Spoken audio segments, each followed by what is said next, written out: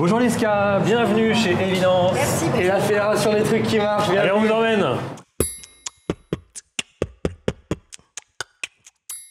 Là, vous avez nos 3 activités principales. Donc, il y a le cabinet de conseil en stratégie et communication Évidence, qu'on a créé il y a 8 ans. Le studio de design Byron, qu'on a créé il y a 3 ans maintenant. Et puis, la Fédération française des trucs qui marchent. Écoutez surtout la sonnerie FFTM. Bienvenue, donc ici c'est un peu notre place de village. On est spécialisé dans les sujets immobiliers, ville, territoire. Donc on a cette grande carte qui représente Paris. On n'a pas d'espace réservé chacun, on est en ce qu'on appelle en flex office. Donc on a appelé les différents lieux de travail. Donc il y a le salon où on reçoit nos clients, on a nos réunions un peu VIP. Et en plus on a cette chance d'avoir une vue imprenable sur l'Arc de Triomphe. Le premier achat du cabinet, il y a 8 ans, c'est ce qu'on appelle le gong. À chaque signature de contrat, chaque resignature de contrat, on sonne le gong. On va aller dans la salle de rédaction. Là, c'est un peu le cœur du réacteur, en mode là plus open space. Ensuite, on a le studio de design, donc Mr. Byron. Et donc là, vous avez la création de films, de supports de communication. On a une phone box, c'est très pratique pour s'isoler ou faire des visios. Là, il y a la salle de brief, donc c'est vraiment la salle où on va travailler en mode projet, en interne ou avec les clients. Le club, donc là, c'est vraiment notre lieu de réception. Ça sert également de cantine à l'heure du déjeuner. Et pour finir, on arrive à la mairie où se situe l'association, la Fédération française des trucs qui marchent. Voilà, on garde évidemment les souvenirs de nos grandes soirées, la carte de France qui est notre outil de travail quotidien avant d'aller à la rencontre des élus. Le coq, bien évidemment, notre emblème, donc celui-là on le chérit. Des souvenirs aussi que nous offrent les élus. Moi par exemple, je viens de Neuvy-sur-Barangeon et c'est le départ de l'aventure de la Fédération des trucs qui marchent. Et maintenant, on va se prêter au jeu des questions. Donc on va jouer un petit jeu de cartes, je vais vous faire piocher une carte et vous devez répondre à un maximum de questions en un minimum de temps. FFTM, mode d'emploi. C'est une initiative qui est née de notre rencontre avec aussi tes associés pour faire un tour de France, aller dénicher les meilleures initiatives nées dans les collectivités qui marchent et qui sont duplicables. Et depuis 3 ans, on les identifie, on les fait connaître et autant que possible, on essaye de les dupliquer partout en France. Quels conseils donneriez-vous aux étudiants entrepreneurs de l'ESCA pour que leur projet marche ? De croire, d'avoir envie, de le faire avec des personnes de confiance. Il ne faut pas trop se poser de questions parce qu'on ne sait jamais ce qui peut se passer. Moi, je dirais la plus grande fierté qu'on a aujourd'hui dans le cabinet Évidence, c'est d'avoir réussi à constituer une équipe qui marche. Pas de trucs, mais une équipe de gens incroyables, de talents. Puis moi, je suis sûr que parmi les étudiants de l'ESCA, il y a déjà des entrepreneurs. Et il ne faut pas attendre la fin de ses études pour monter une boîte. Donc rencontrer des entrepreneurs et le devenir soi-même. Christophe, là, t'as la main. J'ai la main. Alors, au palmarès des trucs qui marchent, le top 3 les plus improbables. Il y en a un chaque année, je dirais, qui est sorti du lot. Je pense à Médecins Solidaires, c'est pour répondre aux déserts médicaux dans les territoires. Un jeune médecin qui a eu l'idée, dans une collectivité, de mettre en place un médecin différent chaque semaine, et ce qui permet à ces territoires qui étaient dépourvus d'accès aux soins, d'avoir chaque semaine un nouveau médecin. Après, il y a une initiative qui cartonne et qui en est qu'au début, c'est La Beauté sauvera le monde. Un élu, Quentin Brière, à Saint-Dizier, qui, sorti du confinement, a eu l'idée d'utiliser les espaces publicitaires de la ville sur l'espace public. Et plutôt que d'avoir des publicités sur les cuisines, sur la nouvelle voiture, d'avoir des œuvres d'art.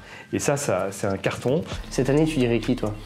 Celle qui a vraiment ému, c'est à Montfermeil, une jeune élue qui a eu l'idée, pour combattre les féminicides, combattre la violence faite aux femmes, de créer un magazine qui, à l'occasion de la journée de la femme, le 8 mars, est diffusé à l'ensemble de la ville. Ça s'appelle Violence. Pourquoi FFTM ? FFTM pour Fédération française des trucs qui marchent. On voulait un nom qu'on retienne, qui fasse sourire, avec un concept très sérieux derrière. Fédération française, c'est institutionnel, il y en a pour tout. Et les trucs qui marchent, finalement, c'est du langage commun, on le retient. Et puis quand on parle de ce concept, c'est vrai que la première réaction, les gens rigolent un peu, ils disent mais c'est qui? Et puis en fait, quand on leur explique ce qu'on fait, ces Tours de France, ces grandes soirées, l'impact qu'on peut avoir, non seulement ils retiennent le nom, mais en plus ils sont capables d'en parler parce qu'ils y croient, ils adhèrent au projet. Votre plus grand défi pour 2025? Nous, on est spécialisé sur les sujets immobilier, ville, territoire. À la fois, c'est passionnant parce que tout est bousculé en fait. Donc c'est vrai que c'est énormément de défis que nos clients doivent traiter et nous, on doit être une boussole pour les accompagner dans cette période très difficile. Et puis ensuite, c'est la FFTM. Ça fait 3 ans que nous, on le porte.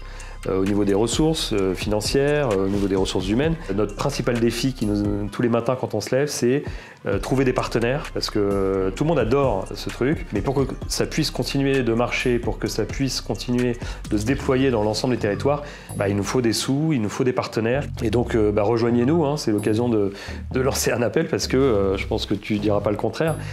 Sans partenaires, on ne pourra pas poursuivre l'aventure et ça serait dommage.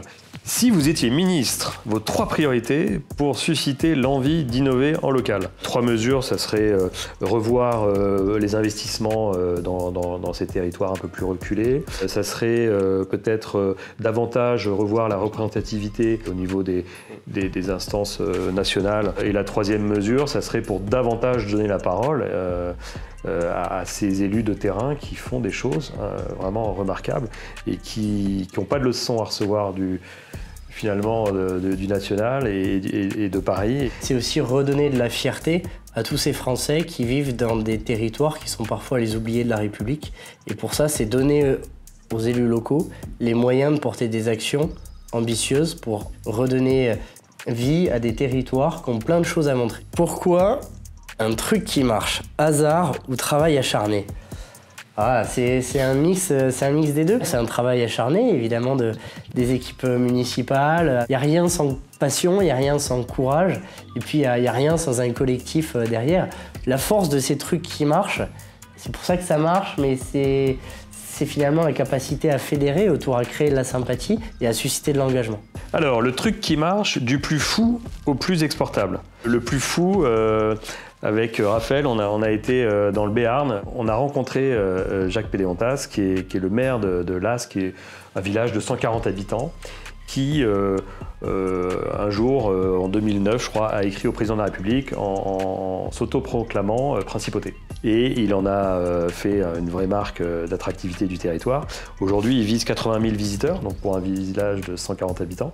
Et le plus exportable, le passeport du civisme. Il y a 10 ans, après les événements tragiques à Charlie Hebdo, un maire en Vendée, Maxence de Rugy, a eu l'idée pour les CM2 de proposer un passeport pour éduquer les jeunes à la citoyenneté avec un certain nombre d'étapes durant l'année. Et à la fin de l'année, le maire symboliquement remet un passeport du civisme. Plutôt influence ou innovation. L'influence en France, ça peut avoir une connotation négative.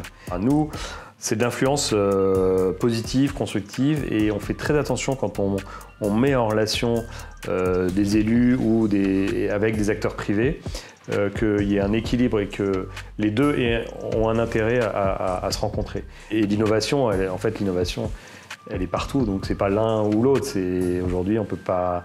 Surtout dans nos métiers, on ne peut pas nier l'intelligence artificielle, on ne peut pas nier tous ces bouleversements. Non, c'est top. C'est bien la question, tu vas voir.